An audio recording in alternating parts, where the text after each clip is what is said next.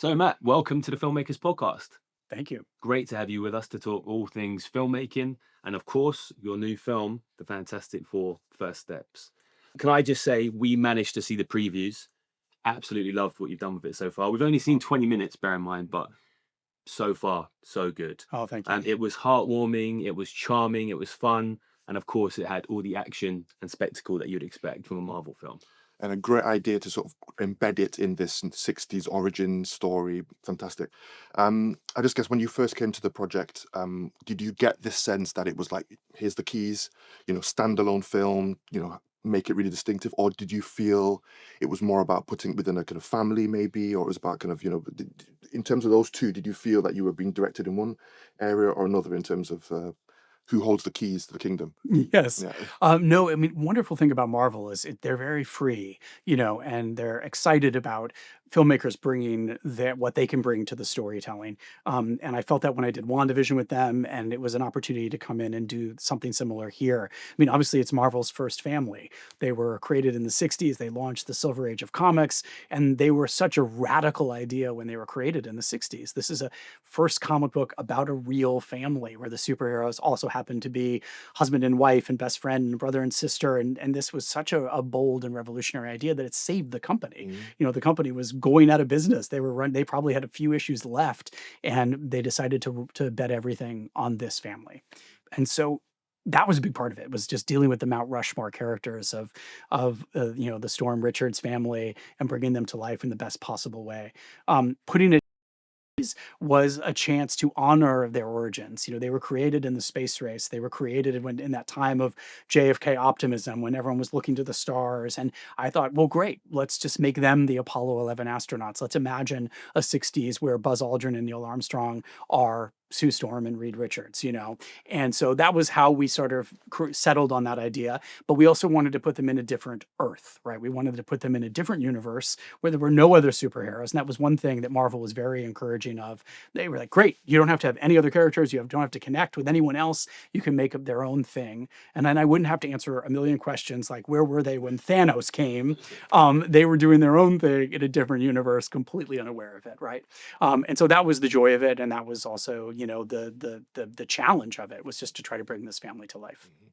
And so you've talked about this retro future world that you've created. One thing I've always been interested in, and I know Francis has too, with filmmakers ourselves, is how do you make that leap? Because often as a filmmaker, you start off with things that are quite grounded. I know you came from a theatre background, you've worked in TV, even the big shows like Succession, Always Sunny, they're still grounded. It's a camera, it's a crew, it's a cast.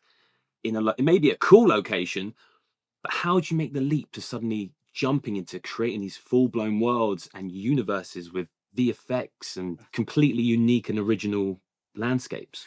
In the same way, as I did those projects, we built big, beautiful sets for this. We built Times Square on the Pinewood backlot. Yeah. We went to Spain to work in a building designed by Calatrava because it really felt like our Baxter building. It felt like our retrofuture aesthetic. We went deep into a mine in the Midlands to create Subterranea. Like, we went to practical locations wherever we could. And I would have gone into space if I could, but unfortunately they wouldn't let me do that. So yeah, so we had to do it, on sound stages and all of that. But wherever you can put something real in the frame, it helps. It helps the actors. It helps the filmmakers.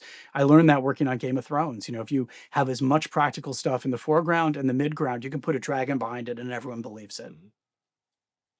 I had a question about following on from this idea of, a lot of people who listen to this are low to mid-budget level directors, 30 days, 35 days, 40 days. It's like, oh my gosh, that's amazing. Yes. You had 85 days, I think, on this shoot.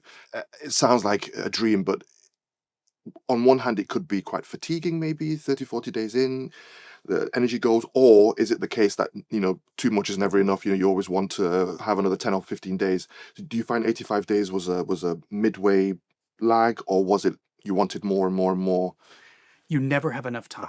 right? And you never have enough money, right? I remember watching some documentary about the making of Harry Potter, and they were like, we were running out of money building these sets, so we had to make Dumbledore's office out of this other set. It's like the problems just scale up, right? And you're doing so much, and you're trying to accomplish this world building that eventually you run out of money, you run out of time.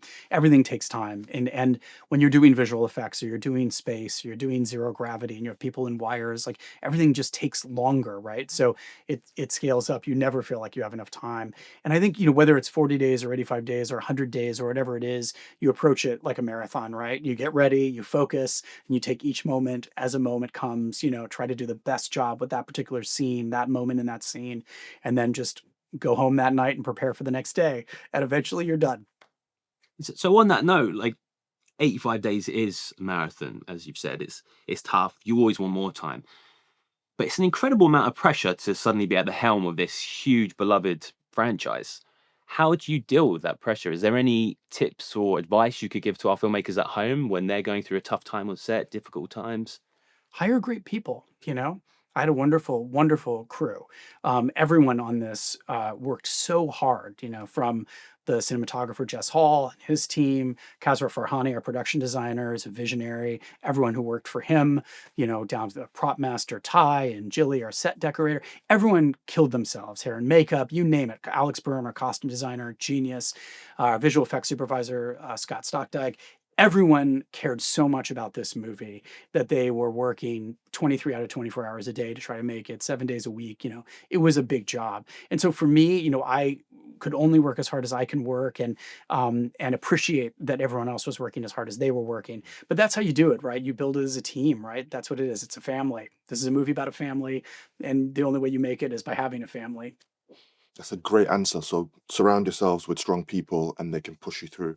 Just in terms of going quickly to the edit and post-production, same idea. I absolutely love these montage sequences. The kind of the first rocket sequence, not giving too much away, was beautiful montage. Actually, it breathed a lot of emotional life into it. Was that in the script stage in terms of montage, or was that something you created in the edit? And were there any moments in post-production where you kind of, had some magic ideas and moments? I think you make a movie 3 Mm. times, right? You make it in prep, in the development of the script, and as you plan to shoot something, you come up with ideas. As I storyboard things or do pre-visualization, you change sequences and come up with storytelling. And then you film it, and as you film it, you change your story. Actors have ideas, things, improv happens. You take the best idea that's in front of you in that moment, even though you may have thought you might do something different. I think directors should be open to what's in front of them. Have a really good plan, but be open to what's happening in front of you and trust what is working. And then you make it again in post, right? You come back and you challenge all of your assumptions. You go, gosh, that didn't work like the way I thought it was going to work. Or wow, that works so much more. And you have some test screenings. You show it to audiences, and that's also a kind of alchemy as well. There's a kind of audience understanding where some things that you thought might have been very complicated, they understand immediately, and other things you think are very, very simple, they don't understand. And I don't understand why this is happening. And so you, as a filmmaker, as a storyteller, you need to figure out how to calibrate and make sure that things are clear the way you want them to be clear, that emotional stakes are clear. But we always knew we wanted to start with table setting, understanding who these people were, who they were in this world, how they got there, so that we could then jump forward and not have to do that origin story and not have to tell the story that you'd seen before of them going up in the rocket and being changed. So it always was going to be about seeing them in their different parts of the world, how the Apollo 11 sort of astronaut stuff of them going up and being changed, sort of suggesting their origin story a little bit. We shot a lot more than we ended up using. There's a ton of stuff. And if you watch the main on end credits at the end, you'll see clips and things of stuff that didn't end up in the actual movie because we had more information than we needed. But I think that's more important, to have more so that you can really refine down, especially when you're dealing with characters, right? And you're trying to build deep relationships and history between them. It's good to have more. Even just shooting it for the actors was great to be like, oh, great, this is another opportunity for us to play and understand who we are and how our relationships work. Yeah, I mean, I think that really came across that the characters are so rich. And I think that's so important. Even with these huge films, all the spectacle, it doesn't mean anything if you don't have those characters. And Yes. I came out of that preview screening thinking, wow, Matt's really managed to make this feel human. the characters just feel grounded and real despite all their superpowers and everything else going on. It's a fictional universe. You manage to make it feel grounded. So how do you go about balancing that? How do you go about casting your actors and creating such a unique ensemble that actually does feel like a family? I think that's the goal of anything, right? Is to ground things, to have authenticity, to have emotional stakes. It's what makes Avatar work. It's an entirely different planet with a different species, but Jim Cameron understands emotion and heart and family. I mean, I think that's the secret sauce of anything that works, which is to focus on character and emotion, right? For me, that's what made these guys special. Even on the page, even in the comic books, going back to the 60s, they are family first. They are explorers, adventurers, inventors second, and they are superheroes only when they have to be, right? When they're protecting their world or their family. That's it. It's very simple. So the most important thing is, do you believe this married couple? Do you believe the history of that? Do you believe that that they are best friends and that they are siblings? And if you believe all of that, I think then you can go along for a ride and you can be taken to see the biggest, scariest thing in the universe. You can go into warp speed. You can do all of these things, but you have to start with something human, and that's what makes them so special. They're a family. That makes sense in terms of how that connects everything. Obviously, on a juggernaut like Fantastic Four, we just spoke to Ralph Ineson. He's filming near the end, and you've got a lot of moving parts, VFX. Um, how did that work in terms of trying to keep a cohesive whole? In some ways, that's the director's job, but just on this particular project, how were you managing to sort of make sure there was a the purse strings were always kept in at the center? Yeah. I mean, I think a director's job is to always articulate, what is the story about? What are the emotional stakes? What is the tone of the movie?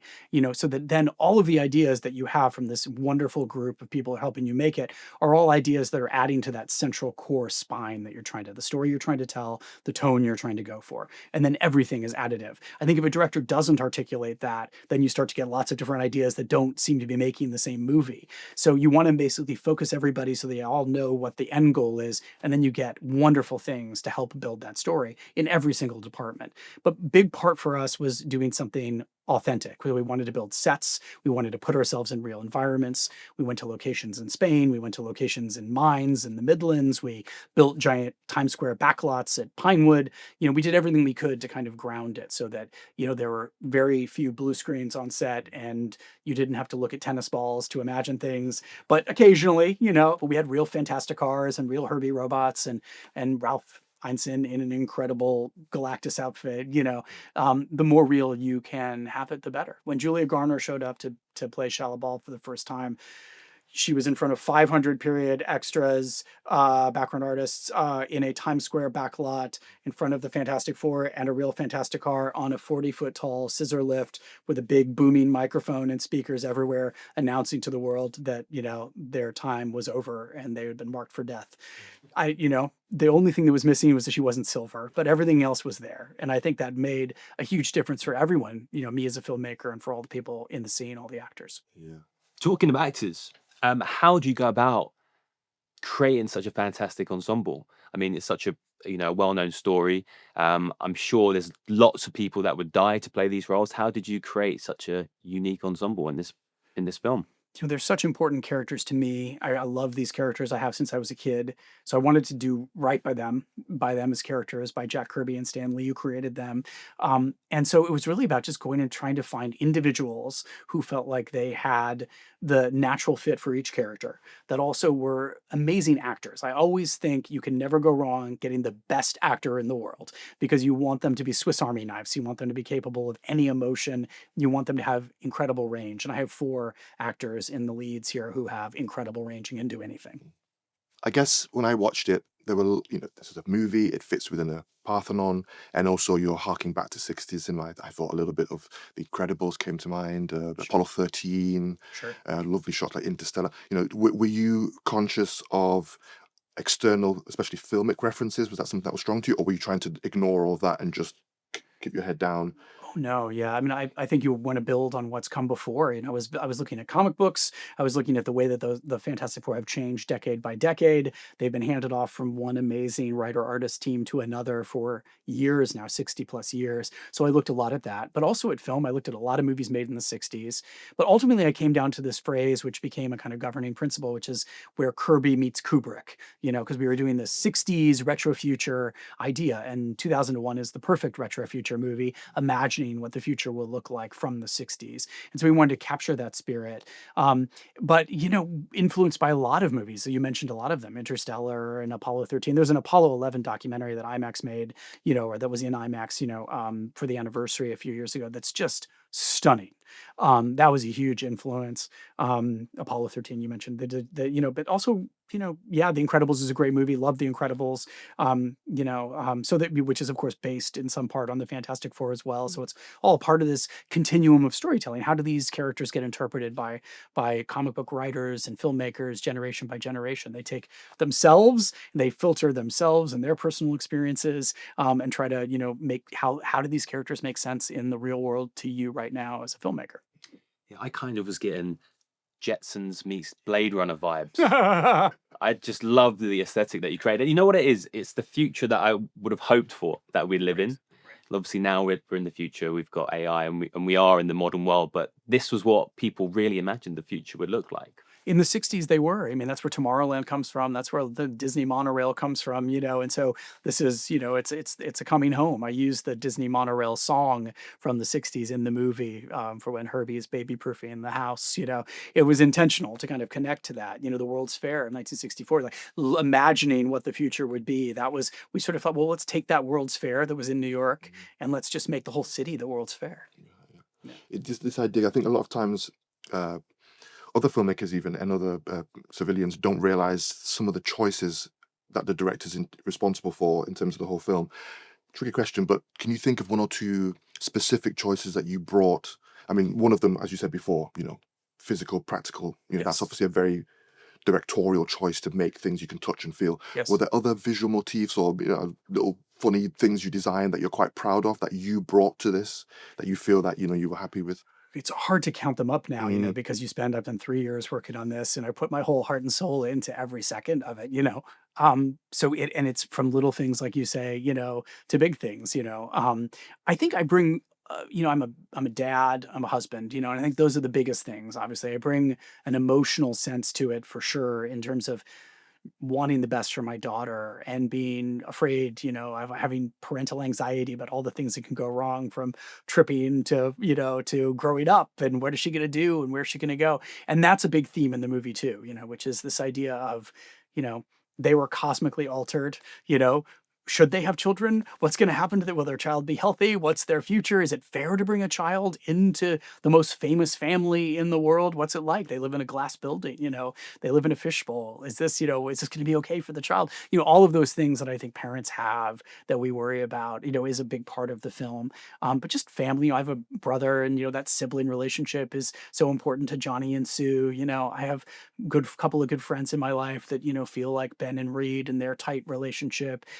So I think just bringing emotional stakes to something is the biggest thing that a director can do. But then, yes, a million aesthetic decisions I can't even remember, that add up to whatever the movie is now.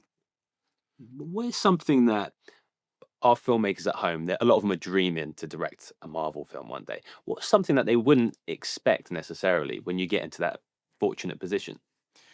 Oh my goodness. It's a joy to work at Marvel. I think maybe the thing that's most interesting about Marvel is how intimate it is. It's a very small group of people making this movie. I mean, hundreds, thousands of people working on the movie itself, but Marvel Studios, there are very few folks there. Kevin and Lou, as well as the folks who run, VFX and production and all that. There's a handful of people that really has a family feeling. And so they're handmade, people really care, put all of their heart and soul into this. And even though it goes out on 4,000 plus screens and, is, seen around the world, it's made, carefully by a family.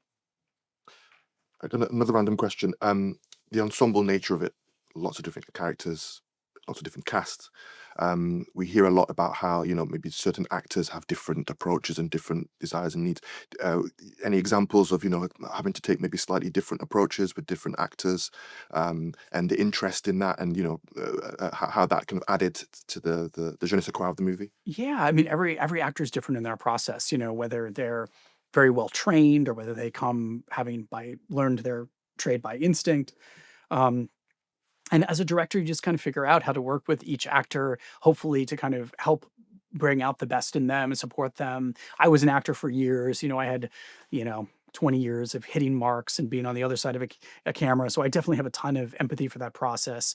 And I just try to create an environment that is very supportive, and yes, and, the rule of improv that you've probably heard, which is so important. I think you build something together, and you shape it together, especially when you're dealing with tone. And this movie has a complicated tone, and sort of trying to figure out where that would land. And so just being there to remind them of stakes, remind them of what is true, and to play with things and to feel like that's what it's so fun about making movies, right? It's fun about acting. It's fun about being a filmmaker. You're just a kid in a sandbox. It's a very large sandbox with a big budget, but it's still a really fun sandbox. And I think the best things come out of play, right? They come out of feeling like you can try anything, and figure out what works and what doesn't. Watching the preview was amazing. And when the Silver Surfer arrives, I noticed a lot of it was, I think, when Storm comes, he sees her from a long shot. And as she descends, it's all reflection in glass over shoulder shots. It was very much this, you were putting us in the perspective of, the audience, which was brilliant. It had this kind of sense of aura. I guess just in terms of your aesthetic and in terms of your point of view, was that something that was important to you into grounding the Yes. audience? Yeah. Yes, I mean, I think filmmaking is really strong when it's subjective, right? When you have a point of view, whose point of view is this scene from? And when the Silver Surfer comes, to me, it was about like the day the Earth stood still. It's about the first time an alien has come to Earth, and imagining that and trying to be in the shoes of our Fantastic Four, but also all the citizens of New York as this sort of unknown thing descends. So yes, it was teasing her arrival, seeing her for the first time, but really seeing it from their perspective. Like, what is this thing that's coming into our world? I had a question about TV. Obviously, you've got an extensive. We checked out your previous credits, and you've worked on some of the best TV there's ever been. How has working in TV prepared you for something like this, and what's different about it? TV has been wonderful. I've worked on some shows that have really shaped how I think about filmmaking. I think when you're an artist, that they send you to the museum, right, with your sketch pad, and you go copy the Rembrandt or you go copy the Vermeer or whatever. And that's television directing in a way, right? You go into these existing places where some sense of style or tone has already been established, and you try to deliver the best possible version of a new story within that world, right? And you add things to your toolbox as you go. And going to Game of Thrones, I got to do some huge scale things that I had never done before, and to play around with technologies that I'd never done before. And going off to work on Godzilla was this Monarch show for Apple, was another chance. And when I moved from directing episodic television to doing pilots was another opportunity to say, okay, now you're creating the template, you're creating the style, and you're able to bring all those things you learned from your toolkit and figure out how you want to tell this story and how you want to approach the filmmaking language, the tone as well. And then you're setting the template that other directors are coming in to play with. So it's a great way to learn. It's a great way to sort of try different things. And then ultimately, when you get to, setting a pilot or doing a film, you're able to take what you've learned. So, Matt, it's been absolutely brilliant talking to you today. Last question. If you had one piece of advice that you could take from directing the Fantastic Four First Steps and pass that on to aspiring filmmakers that are trying to get their next film made, what would that be? I think it's probably just to make sure you have an emotional connection to what you're telling, right? To make sure you know what the story you're trying to tell is from a thematic level, from an emotional level, and then the rest of it will sort itself out. But, as long as you understand, what is the personal story, the bigger the movie, the more personal it needs to be, the more specific it needs to be to you as a filmmaker.